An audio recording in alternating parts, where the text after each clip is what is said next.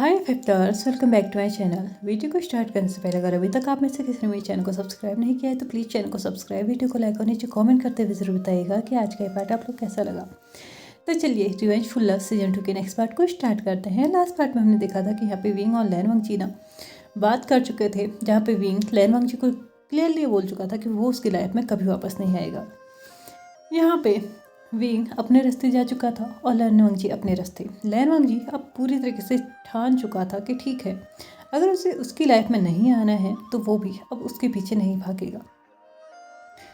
यहाँ पे विंग अपने घर जा चुका था और लैन वांगजी अपने परिवार के साथ अपने घर जाते ही लैन वांगजी अपने रूम में गया और वहाँ पे जाके उसने डोर लॉक किया और अंदर जाके बैठ गया। मैं गया वो बाहर से बस ये देख रहा था कि सच में आज भी लैन वांगजी की लाइफ में विंग का कितना इफेक्ट है। वो पिछले 5 सालों से एक साथ रह रहे हैं, लेकिन मजाल है कि आज तक लैन वांगजी ने उसे उसके कमरे में कदम तक रखने दिया हो, सिर्फ इसलिए क्योंकि युवान चाहता है वो कभी कभार मैंग्याओ के रूम में जाके आराम से बेड शेयर कर लेता है। बट फिर भी कुछ अच्छे पल शायद उसने शेयर किए होंगे। आज भी शिवान चाहता था कि वो उसके दादा और डैड तीनों एक साथ सोएं, बट यहाँ पे लैन वांगजी ऑलरेडी अपने रूम में जा चुका था। लगभग 3 दिन ऐसे ही निकल चुके थे और आज चौथा दिन था जब विंग को लैन वांगजी के कंपनी में शिफ्ट होना था। लैन वांगजी और विंग दोनों ही कंपनी के अंदर एक साथ एंटर करते हैं। एक साथ एंटर करते ही सबसे पहले लैन वांगजी और विंग को जो वहाँ पे दिखा था वो था मैंग्याओ। ऑफ कोर्स लैन वांगजी का सेक्रेटरी है तो यहाँ पे आना उसका फ़र्ज है और लैन वांगजी से पहले आना ये भी उसका फ़र्ज है। लैन वांगजी की सारी ज़रूरत की चीज़ें वो ऑलरेडी फिक्स कर चुका था और साथ ही साथ उसने विंग के कैबिन का भी इंतज़ाम कर लिया था। लैन वांगजी अपने कदमों को बढ़ाते हुए कंपनी के अंदर जाता है और मैंग्याओ को बोल देता है कि इसका इंट्रोडक्शन दे देना और साथ ही साथ इसको इसका कैबिन भी दिखा देना।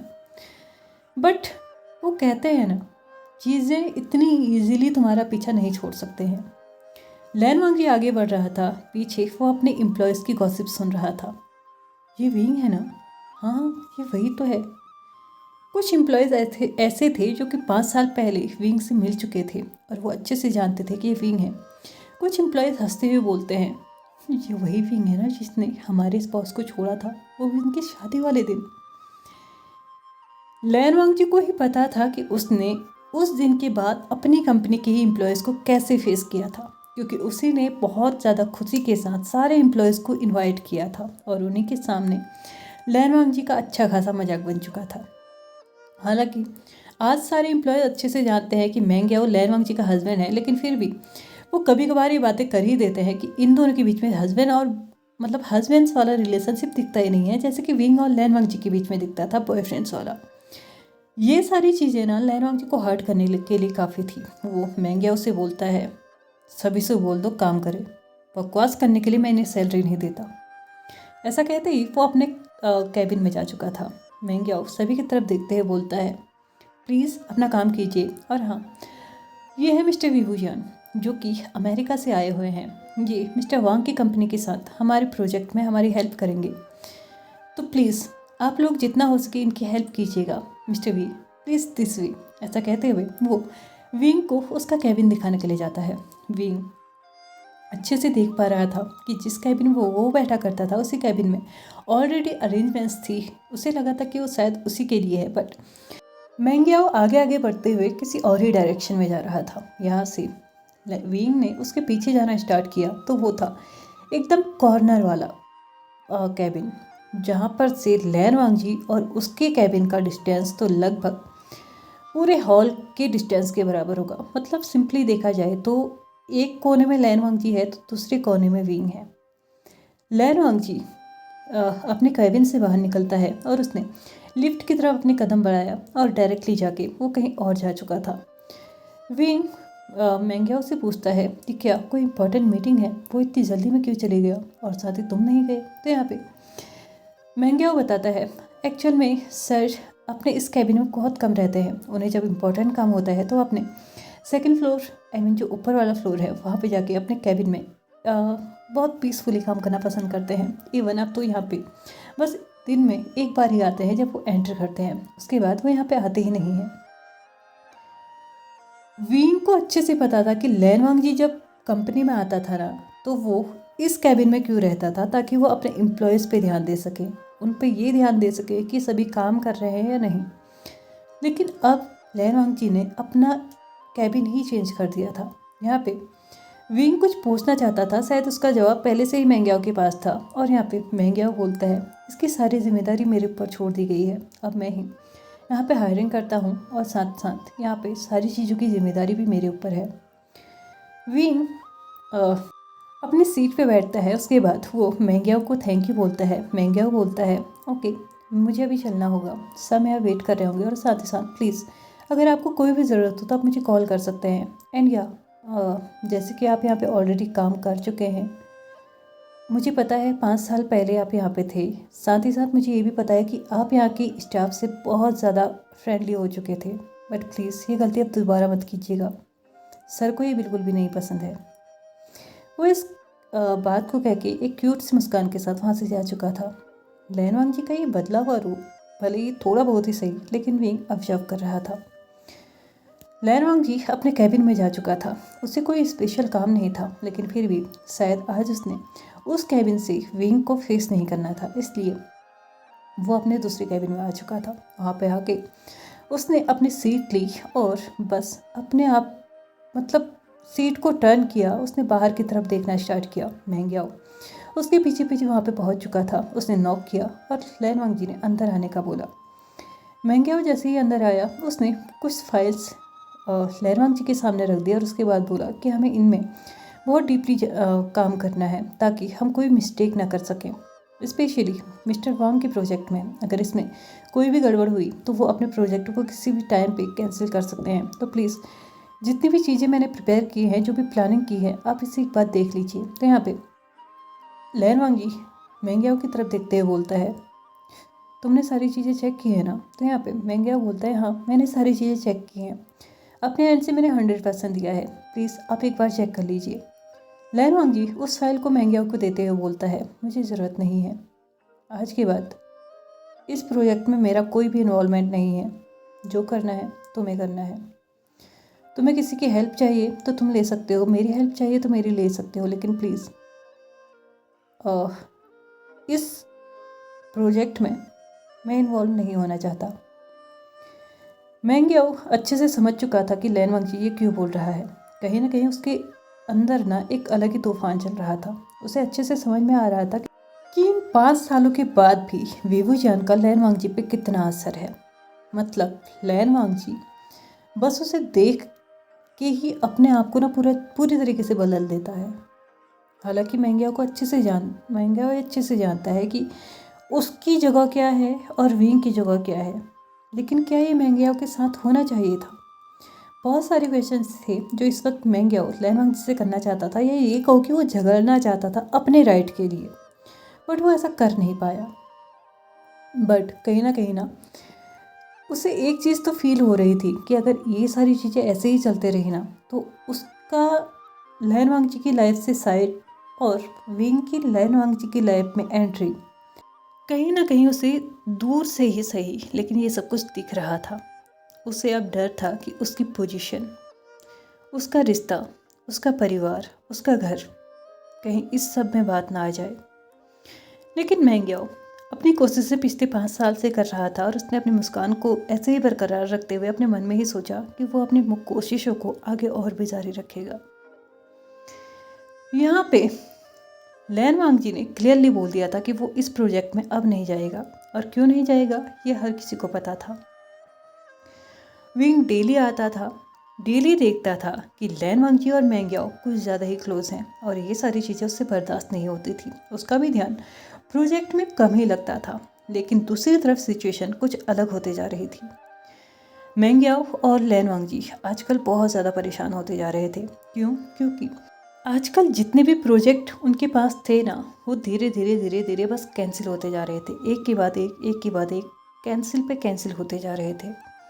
लैन वांगजी को इसका रीज़न ही नहीं समझ में आ रहा था, जबकि वो अपना 100% दे रहा था। पिछले जितने सालों से उसने कंपनी संभाली है, लगभग 9 से 10 साल उसने कंपनी को बिल्ड किए हुए हो गए हैं, लेकिन तब से लेके अभी तक कभी भी कभी भी ऐसा नहीं हुआ कि लैनवांग जी ने अपना 100% दिया हो तब जाके ये कैंसिल हुआ हो कोई भी प्रोजेक्ट। ऐसा नहीं था कि कैंसिल आज पहली बार हो रहे हैं, लेकिन सामने का क्लाइंट उसकी बात सुनने को तैयार नहीं है, उसकी बात मानने के लिए तैयार नहीं है। कहीं कहीं तो स्थिति ऐसी हो जाती थी कि उसका जो काम था ना वो किसी और कंपनी से मैच करता था, और ये सारी चीज़ें क्लाइंट को पसंद नहीं आती थी।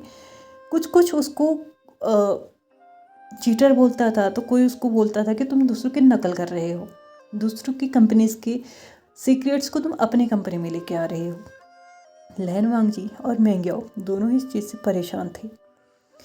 मेंग्याओ लैनवांग जी से बोलता है कि हमें आगे क्या करना है, तो यहाँ पे लैनवांग जी बोलता है हमारी HR टीम को बोल दो कि सिक्योरिटी ज़्यादा टाइट करे। तो यहाँ पे मेंग्याओ बोलता है मुझे नहीं लगता इसकी कोई ज़रूरत होगी, आपको बात करनी चाहिए, प्लीज़ बात कीजिए। तो यहाँ पे लैनवांग जी मेंग्याओ की तरफ देखते हुए बोलता है भले ही उसने कुछ भी किया हो, लेकिन मुझे यकीन है कि ये सारी चीज़ें वो नहीं कर रहा है। मेंग्याओ चिल्लाते हुए बोलता है अगर वो नहीं कर रहा है तो मैं नहीं जानता कि इसके अलावा कोई और कर रहा होगा। पिछले 5 सालों से मैं इस कंपनी में काम कर रहा हूँ, मुझे आज तक ऐसा कोई इंसान नहीं मिला जिसने इतनी ईजिली हमारे सीक्रेट्स कहीं और जाके रिवील कर दिए हों। क्यों उसके आते ही ये सब कुछ हो रहा है? हम मिस्टर वांग की प्रोजेक्ट पे कम ध्यान दे रहे हैं, बल्कि हम यहाँ फंस के रह गए हैं, जबकि सारा का सारा काम उस प्रोजेक्ट में सिर्फ वो कर रहा है। क्या मतलब है इसका? क्या वो हमको ये दिखाना चाहता है कि उस प्रोजेक्ट में वो अकेले काम कर रहा है, या उस प्रोजेक्ट का पूरा क्रेडिट वो अकेले लेना चाहता है? लैनवांग जी मेंग्याओ की तरफ देखते हुए बोलता है प्लीज़ मुझे सच में नहीं लगता कि उसने कुछ किया है, तो तब तक मैं इस बात को ऐसे नहीं कर सकता। जिस दिन मुझे लगेगा कि उसकी गलती है मैं उससे बात कर लूँगा, और अगर तुम्हें डाउट है तो पहले सबूत लेके आओ, वरना बिना मतलब की चीज़ों में ध्यान देने से अच्छा है कि इन चीज़ों का पता लगाने की कोशिश करो कि आखिरकार ये कर कौन रहा है। मेंग्याओ लैनवांग जी की तरफ देखते हुए बोलता है आपको प्रूफ चाहिए ना, ठीक है, अगले 2 दिनों में मैं प्रूफ दूंगा। ऐसा बोलते हुए वो तनक के यहाँ से जा चुका था, और तनक उसका गुस्सा होना लाजमी भी था। जितनी भी चीज़ें थी वो यही इंडिकेट कर रही थी कि विंग ही ये गड़बड़ कर रहा है, लेकिन लैनवांग जी इन चीज़ों को मानने के लिए तैयार नहीं था, या फिर ये कहो कि वो विंग को फेस करने के लिए तैयार नहीं था। 2 दिन के बाद मेंग्याओ लैनवांग जी के कैबिन में आता है एक पेन ड्राइव के साथ। यहाँ पे लैनवांग जी बोलता है क्या बात, तुम आज बिना नॉक किए अंदर आ गए? तो यहाँ पे मेंग्याओ बोलता है मुझे मेरे हस्बैंड के कैबिन में आने के लिए नॉक करने की ज़रूरत तो नहीं है ना, क्यों ना आज मैं इस रिश्ते से यहाँ पे बैठ जाऊँ। ऐसा कहते हुए वो उसके सामने बैठ गया। लैनवांग जी के लिए थोड़ा सा सरप्राइजिंग था, क्योंकि इतने सालों में कभी भी लैनवांग जी पे मेंग्याओ ने कोई अधिकार नहीं जताया था। मेंग्याओ हंसते हुए बोलता है ऐसी कोई बात नहीं है, जब तक आप मुझे वो राइट्स नहीं देंगे तब तक मैं उन राइट्स को लूँगा भी नहीं। मैं यहाँ पे सिर्फ ये दिखाने के लिए आया था। ऐसा बोलते ही उसने एक पेन ड्राइव लैनवांग जी की तरफ आगे बढ़ा दी। लैनवांग जी की तरफ आगे बढ़ाते ही लैनवांग जी ने उस पेन ड्राइव को अपने हाथ में लिया। मेंग्याओ ने उसको कुछ इशारा किया, लैनवांग जी ने उसको अपने लैपटॉप से कनेक्ट किया। उसमें कुछ वीडियोस थी। सबसे पहले वीडियो जहाँ पे सारे एम्प्लॉयज़ जा चुके थे, उसके बाद विंग लैनवांग जी के कैबिन में जा रहा था। लैनवांग जी मेंग्याओ से पूछता है कि ये सब कुछ क्या है? तो यहाँ पे मेंग्याओ आंसर करता है कि यहाँ पे जब उसने पहली बार विंग पे डाउट किया था तो उसने सीसी कैमरा के मतलब उस रूम में जाके जहाँ से उसको कंट्रोल किया जा रहा है, उस रूम में जाके उसने सब कुछ चेक किया, लेकिन अनफॉर्चुनेटली उसको वहाँ से कुछ भी नहीं मिला। लेकिन जब उसने गौर से सारी चीज़ें देखी तो उसे पता चला कि उनके मतलब फुटेजेस में से ना कुछ फुटेज ऐसे हैं जो डिलीट किए हुए हैं। कुछ टाइम पीरियड की वहाँ पे फुटेज ही नहीं थी। लैनवांग जी शायद मेंग्याओ की बात समझ रहा था। उसने मेंग्याओ को आगे बोलने का इशारा किया। तो यहाँ पे मेंग्याओ बोलता है ये कुछ ऐसे कैमराज हैं जो हिडन तरीके से मैंने लगाए हुए हैं, जो कि सिर्फ मेरे कंट्रोल में है, कोई और इन चीज़ों को जानता तक नहीं है। इसलिए विंग की ये सारी चीज़ें इसमें रिकॉर्ड हो चुकी हैं। और हाँ, इसके आगे वीडियोस भी देख लीजिए। ये कहते हुए लैनवांग जी आगे वीडियोस को देखता है तो विंग जो आगे वो देख के तो लैनवांग जी और भी ज़्यादा शॉक था। विंग जगह जगह जाके ना अलग अलग लोगों से मीटिंग कर रहा था, उन्हें कुछ पेपर्स दे रहा था, कुछ के पेपर्स ले रहा था, कुछ बात कर रहा था, पता नहीं क्या। लेकिन यहाँ पे ना वो लोगों को देख के एक चीज़ तो लैनवांग जी को अच्छे से समझ में आ रही थी कि ये सारे जो भी है ना 3 से 4 लोगों को से जो विंग मिला है वो उसकी बिजनेस मतलब बिजनेस राइवल रह चुके हैं। लैनवांग जी मैंग्याओ की तरफ देखते हुए बोलता है, और ये तो यहाँ पे मैंग्याओ आंसर करते हुए बोलता है, मैंने सीक्रेटली उसके पीछे स्पाइस लगाए हुए हैं जिसकी वजह से उसके पल पल की खबर मुझे है, और मैंने उनसे बोला हुआ है जहाँ पे उन्हें कुछ सस्पिशियस लगता है तो वो उसकी वीडियो निकाल ले। लैनवांग जी को अपने आप पे भरोसा ही नहीं हो रहा था कि वो एक ऐसे इंसान पे भरोसा कर रहा था जो 5 साल के बाद आने के बावजूद भी उसको बर्बाद करने की ही सोच रहा है। लैनवांग जी के लिए अब हद हो चुकी थी। वो डायरेक्टली उस पेन ड्राइव को लेता है और विंग के कैबिन की तरफ बढ़ जाता है। विंग के पास जाते ही वो उस पेन ड्राइव को विंग की टेबल पे फेंकते हुए बोलता है, क्या तुम्हारा मन नहीं भरा है अभी?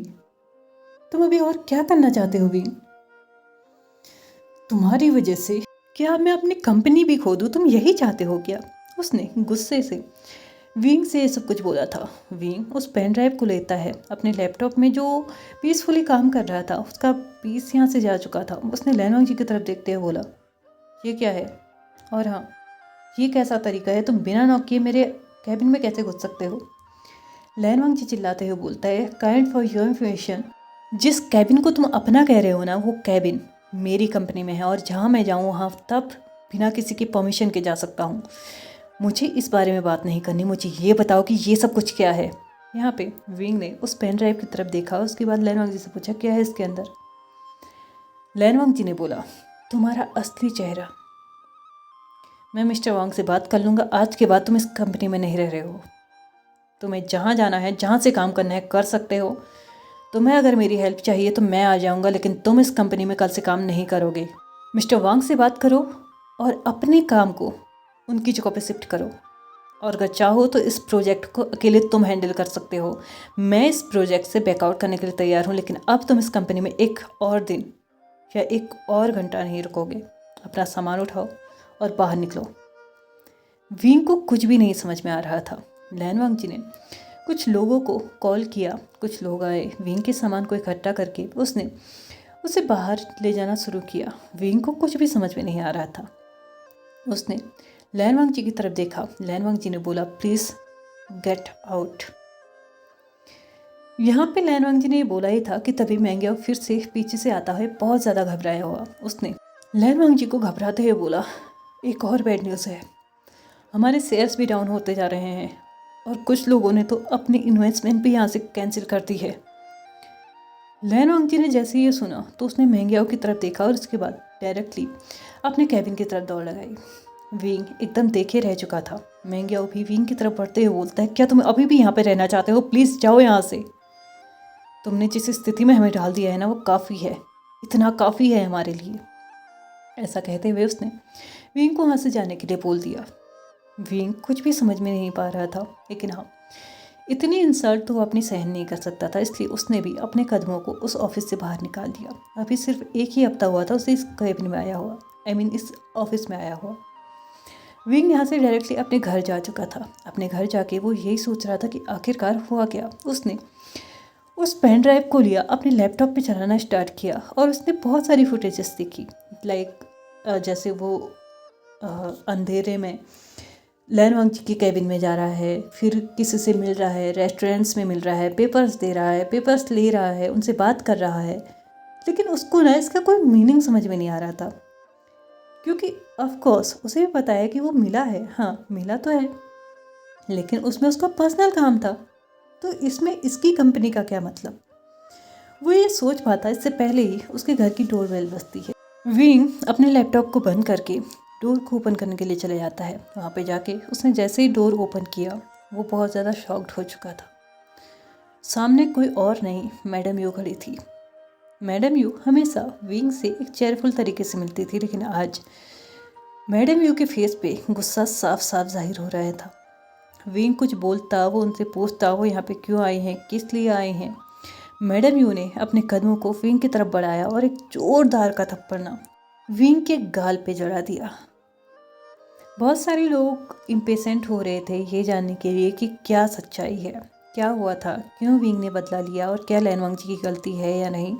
जो भी है, अब उन लोग का ये सवरना ख़त्म होने वाला है, क्योंकि कल सभी के सामने सच्चाई ज़रूर होगी।